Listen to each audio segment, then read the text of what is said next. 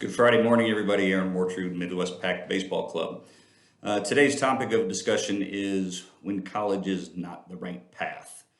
So, this is one really geared towards parents, and I hope everybody listens very, very closely. Players, if you're watching too, take some notes. Don't be afraid to speak up to your parents or to your coach, whomever your coach may be. Um, Outside of the obvious that your child isn't good enough to play at the collegiate level, about the only time that I can really think that baseball at the college level is not for them is when they're ready to be done. And I know there's a lot of you out there saying, "Oh, that's not my kid. Never going to be my kid. My kid loves it." You just don't understand, Aaron. He loves it. He loves it. He wants to go to college. That's his dream. I hear that a lot. So let me tell you a little personal story. My oldest son is a senior in high school. Been playing baseball since he was 7 years old. He was catcher. As he got into high school, he became rather adept. His measurables were all Division I measurable numbers for the catcher's position, actually high Division I measurable numbers. From his pop time to his throwing velocity to his foot speed, they were all very, very good. All indications were that he was going to play college baseball someplace, and most likely at a pretty good Division I school.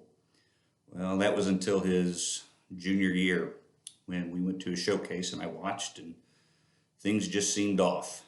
And so we had a long talk on the way home and several subsequent talks after that, which led to, "Mom, Dad, I don't want to play in college.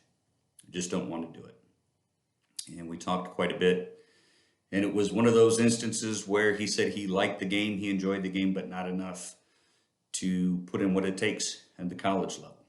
So what do? You have your life geared and expecting that your son's going to play college baseball, and then one day he doesn't, regardless of what you thought for the previous 10 years of his life. It's not what he wants to do. And it's tough. That's tough for parents to swallow. You've invested a lot of time and money and effort and resources and all kinds of things, and your heart was in it. You just got to be careful that your heart's not in it more than his heart is in it. So now my son, he's going to finish his high school year, his senior year baseball, and then he's done. He wants to be finished. And like I said, folks, I know that's hard. But what's even more difficult is if you force your child into playing when they don't want to play. If the desire's not there, the desire's not there. And the more you force and push the issue, you're not going to turn that desire back on. You're going to create resentment and hostility. That's absolutely not necessary. I think it's important that we understand that our kids, especially as they get into their older teenage years, they're individuals, borderline adults, but they have thoughts and aspirations and dreams, and just like you, they have things they want to do, things they don't want to do.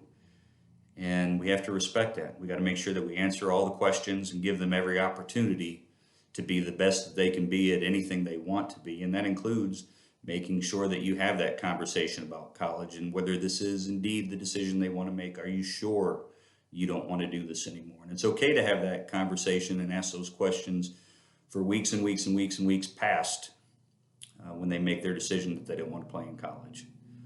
But you have to respect their wishes. Sometimes the passion just goes away. They don't have it anymore. The game's no longer any fun.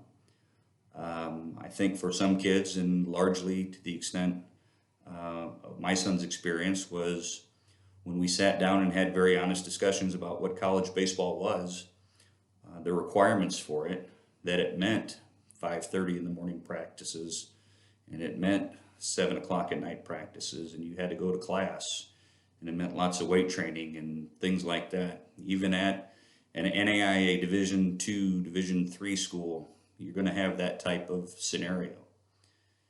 And some kids like the game, but they don't like it enough to put in what's required there.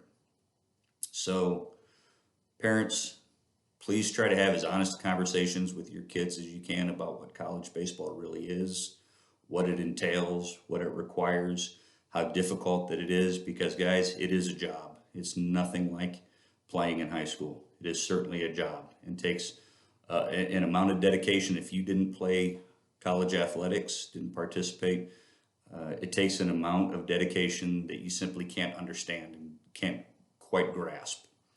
So please try to be as honest as possible. And when your son says that he doesn't want to play anymore, try to remember that he's your son and you got to find out what makes him happy. And it may not be baseball, and it may be a huge blow to you, and you as a family may struggle with it. You may struggle with it a heck of a lot more than he does with the decision. But think how hard it is for him to keep pushing and playing a game, a sport that he doesn't want to, just to make other people happy. That's a miserable existence.